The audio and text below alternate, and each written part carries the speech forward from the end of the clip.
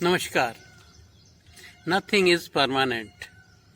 Simple सी बात याद रख लो, यहाँ कुछ भी सदा रहने वाला नहीं है। हम जब बच्चे थे वो रहा कहाँ गया, जवान थे कहाँ गया, बुढ़ापा कहाँ जाएगा। क्यों? सब बदलता है।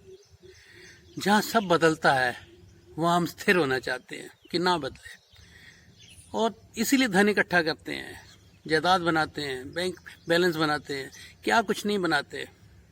इंश्योरेंस करवाइए अपनी सेफ्टी के लिए, सारा जीवन सेफ्टी के लिए। जो कि सेफ नहीं है उसे सेफ करने के लिए हम क्या कुछ नहीं करते। मूर्खता नहीं तो क्या है। जहाँ कुछ भी सदा रहने वाला नहीं, वहाँ हम उसको सदा रहने के लिए बनाना चाहते हैं। जहाँ सब कुछ टेम्परेरी है, टेम्परेरी यानी आज है कल नहीं है। जहाँ रुकता ही नहीं, यहाँ कुछ रुकता ही नहीं, बहता रहता है। यही इसका सौंदर्य है। अगर रुक जाए ना, हम चाहते हैं रुक जाए, लेकिन वो हमारी बहुत बड़ी गलती है। यहाँ दुख आता है, सुख आता है। अगर सुख ही रहे आदमी, जैसे कहते हैं ना देवता, जिनको जो मांगो मिल जाता है, और वो भी मनुष्य होने के लिए तरसते हैं। ये हमारे देखो संतों ने कैसी बात बताई कि अगर सब कुछ मिल जाएगा ना, कल्प वृक्ष के नीचे आप बैठ जाए, सब कुछ मिल जाएगा, तो क्या हाल होगा। कितनी छोटी सी घटना ने हमें बता दिया कि एक आदमी थका मांदा कल्प वृक्ष के नीचे बैठ जाता। उसे नहीं मालूम होता कल्प वृक्ष यानी जो मांगो मिलेगा। अगर उसके नीचे आप बैठ गए तो उसे मालूम नहीं था। थका मांदा बैठ गया नीचे, थका हुआ था, सोचा थोड़ा आराम कर लूँ, अगर यहाँ पे एक आध बेड हो जाए। उसके कहते ही वहाँ तो फर्स्ट क्लास बेड, ऐसी खुशबू और ये वो, तो लेटते ही उसे नींद आ गई। वो जब उठा तो भूख लगी थी। कहता है वाह, थोड़ा भूख प्रबंध हो जाए कहीं, कहना ही था। बस आप समझ सकते हैं। ये कहानी लंबी ना करूँगा मैं, क्योंकि पानी मांगा तो ऐसा पानी आ गया, अमृत क्या होगा उसके सामने। तो उसने कहा यहाँ कहीं भूत तो नहीं, और भूत आ गए। उसने कहा लो मर गए, और वह मर गया। कहने का मतलब ये है, सुख भी जो है ना आदमी को मार डालता है। और हम जब सुखी होना चाहते हैं, भगवान पे छोड़ दो ना, दुख दे सुख दे, हम उससे ज़्यादा नहीं जानते। हम जो भी मांगेंगे वो अपनी बेवकूफ़ी होगी।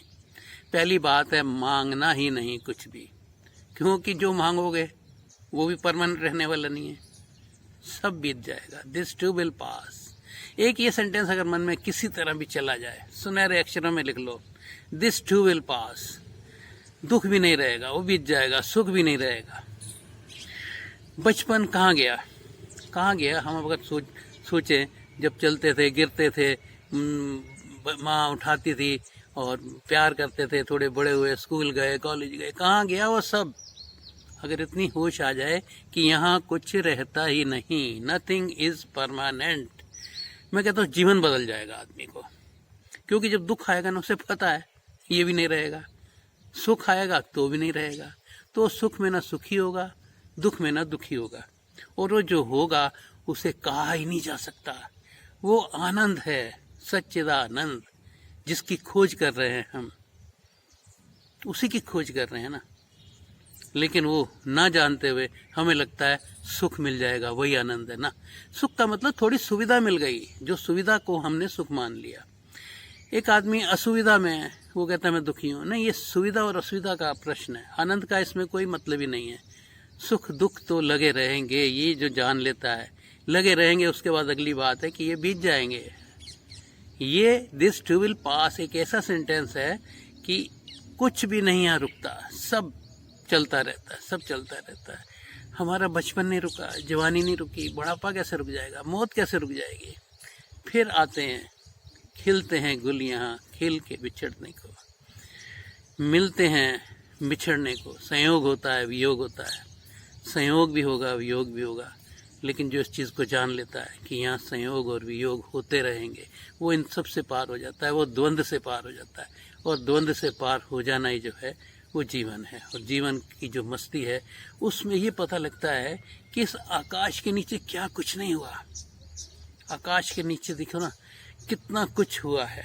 हम कहते हैं, एक जगह एक संत ने बड़ा अच्छा कहा था, कहते हैं कि इतने सदियों से ये जो है चलता आ रहा है, और 1 इंच ऐसी जगह नहीं है जहाँ मरघट ना बना हो। कितने दफ़ा जन्म हुए हैं, कितनी दफ़ा मौतें हुई हैं। आप क्या समझते हैं, किसी चीज़ को आप पवित्र बनवा लेंगे? किसी चीज़ को आप समझेंगे ये ज़मीन है, ये बड़ी पवित्र है? नहीं, सारा मरघट के ऊपर हम खड़े हैं। और जब हम जान लेते हैं, दुख नहीं होता। ये बस इतना समझ आ जाता है कि यहाँ परमानेंट नहीं है ना कुछ भी।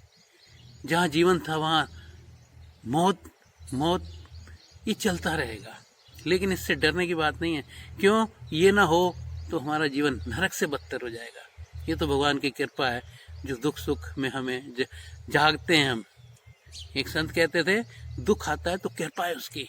क्यों कृपा है उसकी? कि आपको जागने का मौका मिला है। जागने का मतलब होश, आपको होश आ जाएगा तो यही आ जाएगा कि यहाँ कुछ भी परमानेंट नहीं है। और जो परमानेंट है उसकी खोज जब स्टार्ट होगी, उसकी खोज शुरू होते ही आनंद की खोज शुरू हो जाती है। आपको पता लगता है यहाँ मेरी ये देह परमानेंट नहीं है। मेरा होना जो है, माई बीइंग, एक होता है डूइंग, एक होता है बीइंग। डूइंग का मतलब हमें ये भी करना है, हमें वो भी करना है। बीइंग का मतलब मैं हूँ। ये नहीं कि सारे काम छोड़ देंगे आप, सब चलते रहेंगे। उस चलते ही काम में आप रुक जाएंगे। काम चल रहा है, आप रुके हुए हैं। अब आप ट्रेन में बैठे हैं, ट्रेन चल रही है, लेकिन आप थोड़ा चल रहे हैं, आप तो रुके हुए हैं ना। ये एक एग्जाम्पल है। ऐसे ही दुनिया के काम भी चल रहे हैं, चलते रहेंगे। इसका ये मतलब नहीं है इसका कि आप सन्यासी हो गए, आपने रोक देना, आप मैंने ये नहीं खाना, वो नहीं खाना। ये चीज़ें बचकाना हो गई। अब हम बहुत आगे निकल चुके हैं। हम इतने आगे निकल चुके हैं कि हमें ये पता चल गया है कि ये सब चलते रहेंगे, लेकिन हम रुके रहेंगे।